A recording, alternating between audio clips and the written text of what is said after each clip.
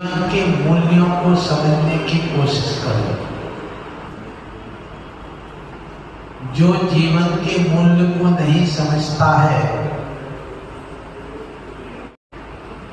वह किसी को सम्मान नहीं दे सकता, वह किसी की रक्षा नहीं कर सकता, वह परोपकार की भावना नहीं रख सकता। जीवन का मूल्य समझने वाला व्यक्ति नियम से धर्मात्मा है। जीवन का मूल्य समझने के लिए हमें गुरुओं के पास जाना होता है। जीवन के मूल्य को समझने के लिए हमें संसार का ज्ञान करना होता है। जीवन का मूल्य समझने के लिए हमें चतुर्गति के दुखों और सुख की बात को समझना होता है। जीवन का मूल्य समझने वाला नियम से आस्तिक को होता है, नास्तिकवादी नहीं हो सकता। जो नास्तिकवादी है, हिंसक है, परोपकार ना करके छल कपट करके हिंसा हत्या आदि कर रहा है, वह जीवन के मूल्य को नहीं समझ पा रहा है। उसने पर वस्तु की कीमत को समझा है, पर वो अपना माना है, अपनी आत्मा को, अपने आत्मा के मूल्य को, अपने जीवन को नहीं समझा। एक धर्म जीवन के मूल्य समझने के लिए होता है। ये स्वाध्याय, साधु की संगति, चतुर्मास, ये सब जीवन के मूल्य को समझना चाहिए। हम दुनिया के मूल्य का समझने का प्रयास करते हैं, हम हर वस्तु का मूल्यांकन करते, लेकिन हम अपना स्वयं का कभी मूल्यांकन नहीं। हमारा मूल्य क्या है? वस्तु का मूल्य कब बढ़ता है? वस्तु का मूल्य तब बढ़ता है जब उसमें कोई गुण हो। सोने में गुण है, लोहे में उतना गुण नहीं।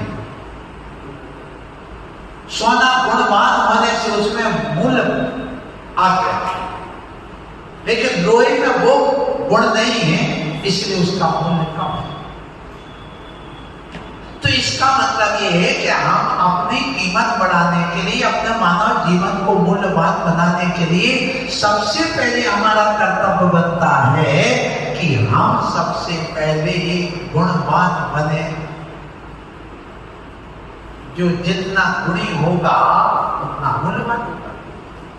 शक्कर मीठी है, मूल्यवान है, इसलिए उसका कीमत होगी। आशीर्वाद। त्रियंच गति के दुख को समझा, और त्रियंच गति के दुख को हमने ऐसा समझा तो उनके जीवन का कोई मूल्य नहीं है, क्योंकि उनके अंदर इतना ज्ञान नहीं। ज्ञान आत्मा का गुण है।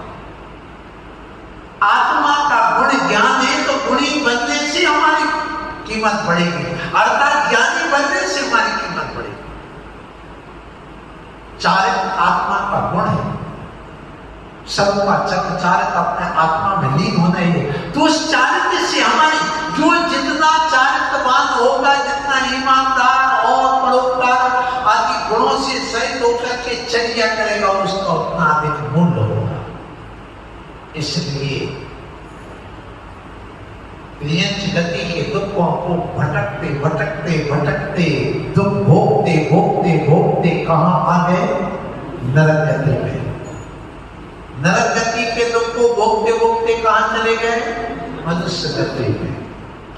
अब यहां मनुष्य गति की दुख की बात चल रही है। आपने ना त्रियंच गति में अपने आप को मूल्यवान बना पाए और ना नरक गति। अब मनुष्य गति मिली है, इसमें तो कुछ कर लो। तुम मकान का मूल्यांकन कर रहे हो, तुम गाड़ी का मूल्यांकन कर रहे हो, तुम इन पत्थर का मूल्यांकन कर रहे हो, पेड़ पौधों का मूल्यांकन कर रहे हो, तुम उस जमीन का मूल्यांकन कर रहे हो, तुम घड़ी और मोबाइल का मूल्यांकन कर रहे हो, लेकिन कभी अपने स्वयं का, खुद का, अपनी आत्मा का मूल्यांकन किया कि मेरा मूल्य क्या है? नहीं। इसलिए एक चातुर्मास स्थापना हो रही है शिव के मूल को समझने के लिए, अपना मूल्यांकन करो। सो मूल्यांकन, मूल में भूल मत करो।